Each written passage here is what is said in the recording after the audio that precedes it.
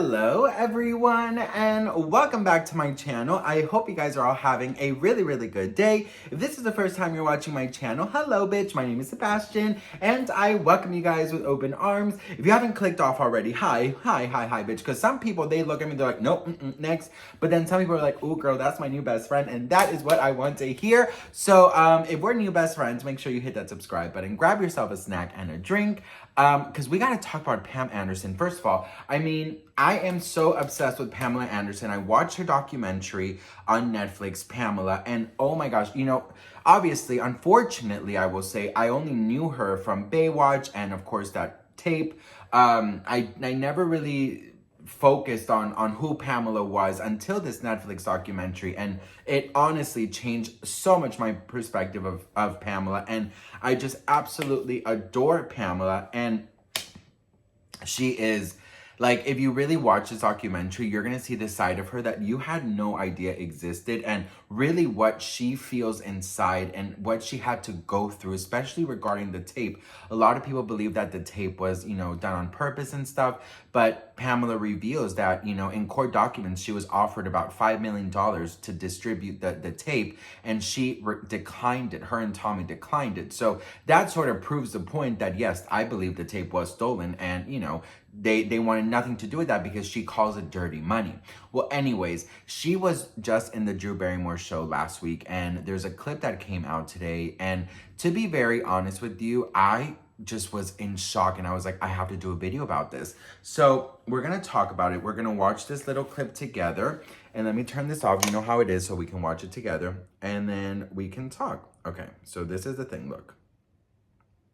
When I had my kids, it was like, that changed everything. Well, the things you won't do for yourself, you do for your kids. And are we protecting our children the way that we never got to have that protection? Right.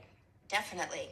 I hired, it's funny, my kids didn't know they had a security guard at school. I hired someone to be an assistant PE instructor. Yeah. Just to be there, because people were trying to take them off the schoolyard. I had to find clever ways to kind of make them feel everything was normal, but I needed to know eyes were on them and not, you know, and I was not going to take that chance. I mean, your dad and Tommy, like, teamed up against the paparazzi, and when they're going after you at the Viper Room, and, like, I just, at a certain point, I so understand. I get it. Yeah. Don't with my kids. This is not okay. They didn't sign up for this. Yeah, it's sad. It's hard. It's have so hard. I know it's hard. I but you're going to get through. You got it. You got it. No, I mean, this is I love Drew Barrymore, you guys. I love Drew Barrymore because she takes every interview as like a therapy session. She'll go on the ground, she'll go on her knees, she'll touch them, she'll kiss them. Like, she's so personable and she's so real and relatable. I think this show of Drew Barrymore was one of the most amazing career decisions she's ever taken, because the way that she just is so relatable, you guys, right? Anyways, I thought it was so shocking what Pamela Anderson had to do to keep her kids safe. And then I started like researching a little bit, and there's a couple of stories out there of like celebrities and what they had to do and the lengths they had to go to protect the children.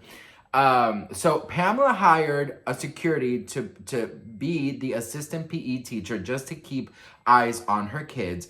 The kids were often tried to be taken off the ground by who knows who, you know, God knows who, and, you know, God knows what they were going to do to these freaking children, okay? So the fact that she had to do that just for her to have sanity and for them to try and live the most normal life possible, it is, you know, crazy. But the stories that I've actually heard from people that I know here. So I wanted to tell you guys because it fits so perfect. I know this one of my friends, I know she is very wealthy, like very wealthy. And her children, they go to school with, you know, she has 3 children, and like each have gone to school with like someone huge. The current one is going to school with someone's child that is huge, okay? And it rhymes with a KARDASHIAN, okay? So when these celebrities have their kids in the schools, right? They go with like normal wealthy kids who are not celebrity children. And then they go with the celebrity children, their politics, their presidents, you know, ex-presidents, there's ex-everythings there, princes and royalty and stuff. So they all have a bodyguard. So she told me that in her son's school, in the back of the classroom, like the children would be there, the teacher would be there, and in the back of the classroom, it would just be like a bunch of like Secret Service like guys, you know, like huge security, and who would just stand there and literally stand there the whole time watching over the children and taking them, like when they have to like switch classes and stuff, they'll take them to each class. They'll stand outside the bathroom if they go to the bathroom. They'll sit outside of the cafeteria. They'll block the entrance to the cafeteria. Like they have to go to these like huge lengths to protect these children. And to be very honest, if I was like Britney Spears, Kardashian, or, you know, someone huge, I would definitely go to these lengths to protect my children. You know what I mean? Because, I mean, obviously, creeps know that you are worth millions and bajillions of dollars, and they know that if one of these children, you know, God forbid, gets kidnapped, they're going to be worth a lot of money. You know what I mean? So imagine being at school. I cannot imagine, bitch. I can't imagine, because, you know, I would be like, damn, you're just going to go tell my parents everything, right? So imagine, like, you know, she said she went to a parent-teacher conference, and she said that when she was like, you know, they sort of like hang out in this like classroom. They have like, you know, some snacks and stuff, and then each when it's their time, they go into like the teacher's office, and that's where they have like, you know, the meeting. So she told me that like when she went in there, and she's not a celebrity, she's just very wealthy, like very wealthy, and you know, she has her driver waiting outside. But she went in there by herself, you know, to mingle, and she saw a bunch of, you know, celebrities there, and each of them had, you know, their huge bodyguards, right? And she said that it was so overwhelming. And she also said that, you know, to get into the school, there's already so much security just to get into the school. And she said that one time, her daughter, her son, one of them, 'cause she had three, who you know, different experiences in the school, and she said that the last one of them forgot something at home, and she was like, oh, I have to go, you know, take it. And she said that it was like such a hassle just to go inside. So she had to show like this ID, she had to show, you know, blah blah blah, a whole thing to go in, and she wanted to like give her child like whatever they forgot. And when she went in, she saw it, because she only has heard from her child or her children everything that goes on, all the security, and she kind of never believed it very well. And when she went in, she goes, damn, I saw in the back of the classroom it's like a Secret Service, like, you know, file line, and they're all just sitting there hanging out and relaxing. I'm like, damn, I could not picture if I was a child, you know, having my security there. You know how many things I would have gotten in trouble for, bitch? So in my time, I would, you know, I would be the passing notes king, bitch, okay? I would know how to pass notes, bitch. I was always passing notes to all my friends in the classroom. And my teachers, they would always sit me in the front, because they knew I was Mr. Popular, talking. So what I used to do, right, I kind of like, I don't know if you probably did this too, but I would get a pen, and I would unscrew it. I would put the note inside there, right, and I would screw it back, and then I would, you know, I would be like, you know, let's, for example, I don't know, Kelly.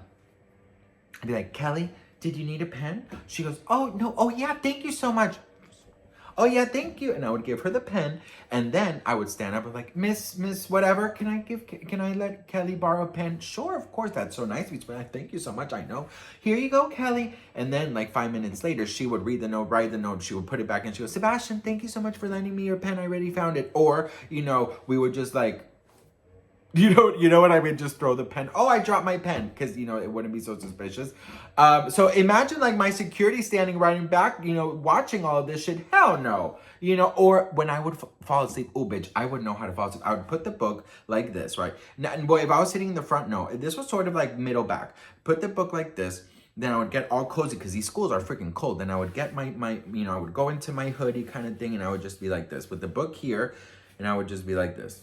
And I learned how to like fall asleep shaking my head. So it's like I'm learning, bitch. Oh, girl. One time I have to tell you what happened, right?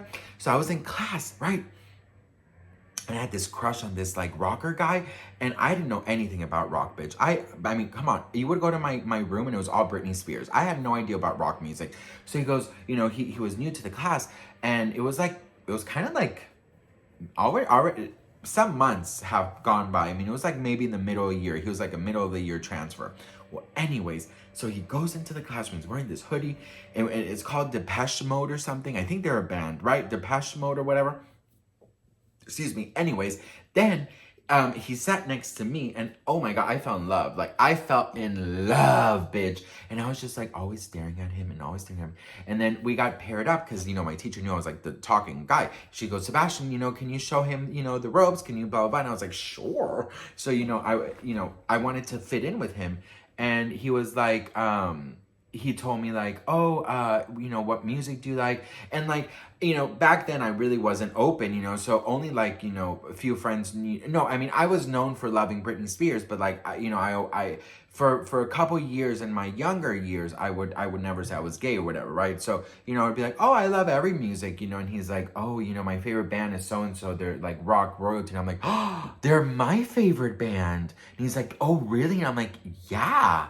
So good. And then, you know, I was acting like that, and he was like, oh my God, did you love the new single or number 8 on this album? I was like, yeah, so freaking good.